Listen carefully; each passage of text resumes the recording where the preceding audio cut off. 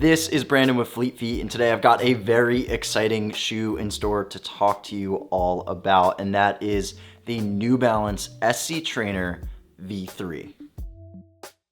So this is the third version of the SC Trainer from New Balance, and it is best intended for long runs and those training miles. I've had the opportunity to run in the first, the second, and the third models of the shoe, but you're not just going to be hearing from me, you're also going to be hearing from all of the other reviewers on the team who had a lot to say about this shoe. The first model, the SC Trainer, is what I would consider the introduction to the super trainer category. It was this max cushion shoe. It was illegal stack height over that 40mm limit. It was very plush, it was extremely soft, and New Balance was breaking barriers with innovation by trying to test out a new super trainer on the market and just create this new identity for what a running shoe can be. The first and second model of the SC Trainer have a lot of similarities to that of the third, with the energy arc system, the FuelCell midsole, and a few other fun things to talk about as well. So let's dive in. But for now, let's just start with the upper and work our way down. The upper of the shoe was a big win for our reviewer team, and we all felt that it was true to size. Our review team is made up of a lot of individuals who have different foot shapes, lengths, and sizes and widths, but overall, the upper of the shoe was accommodating toward all of those.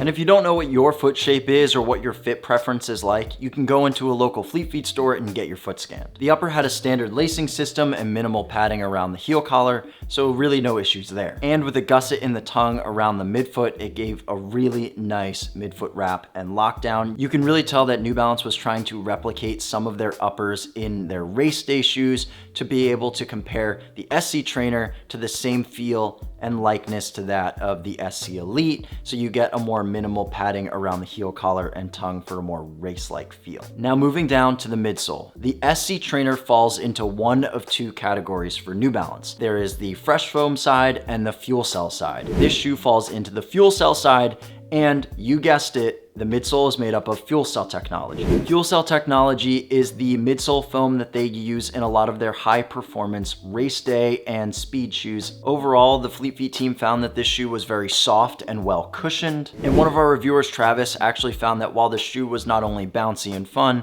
that the rocker technology in the shoe really just kept the momentum moving forward. And Travis is a 2:30 marathoner, and he takes his training very seriously, and so he's always on the hunt for a running shoe that's going to keep up with his level and his pace and his speed. He also found that the carbon fiber plate just adds that much needed rigidity in the shoe, a little bit more stabilization on foot. So overall, he really enjoyed the ride and sensation of the SC Trainer. And wedged in between this midsole foam, you actually have a full length carbon fiber plate that New Balance is calling their energy arc technology. So the plate of the shoe and the energy arc system is actually placed in a bowing position. So when your foot actually presses down on that plate, it actually energizes and creates a lot of power for you to spring off and push forward. The stack of this shoe comes in at 40mm in the heel and 34 in the toe for a 6mm drop. In the first model of the SC Trainer, it was actually a stack height that was illegal. Now they've brought that back down into the 40mm zone. New Balance has decided to retain the same stack and drop from that of the previous version. Moving down to the outsole, let's talk a little bit about the rubber and traction of this shoe. Overall, the team really found no traction issues with this shoe. You can just tell that just from the rubber coverage alone,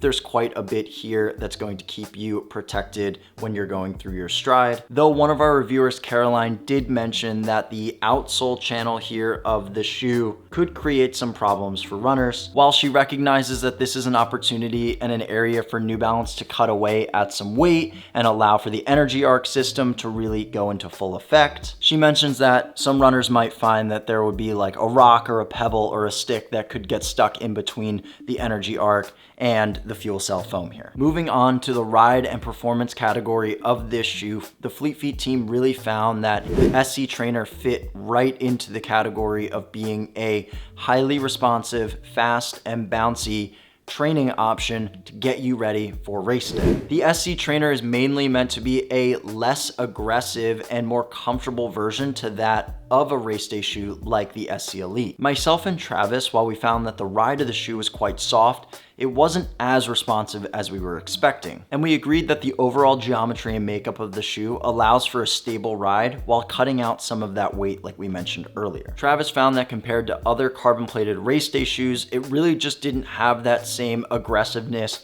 or peppiness that you'd find in a race day option. But like we mentioned earlier, New Balance really intended this shoe as a training option, one that you can use for race day, but mainly to use up for the bulk of your miles for training. And one of our reviewers, Max, actually found that the shoe was just a little bit more stable than that of the last model, and he's crediting that toward the wider base that we have here and the cradle system, where the sidewalls of the midsole foam really just move up a little bit higher than that in the last version and cradled his foot in really well and just really allowed for a more stable ride. And the weight of this shoe comes in at 7.3 ounces or 206 grams for the women's model and 9.2 ounces or 260 grams for the men's model, which is lighter than the last version. And Travis was actually okay with the heavier weight than that of a typical race day option, making it a little bit better suited for training runs than that of race day pace. And the SC Trainer V3 actually comes in at $180, which is the same price point to that of the previous model. So New Balance has decided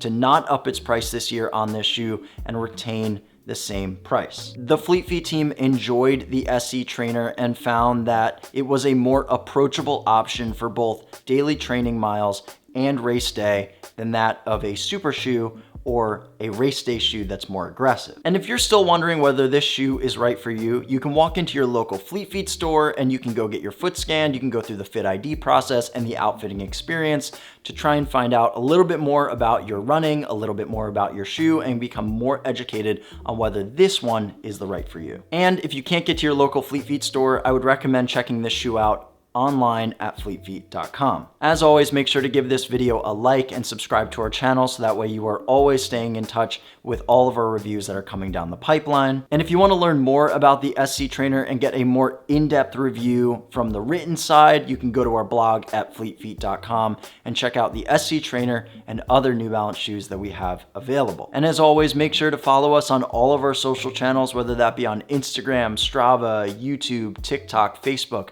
and wherever else we might be.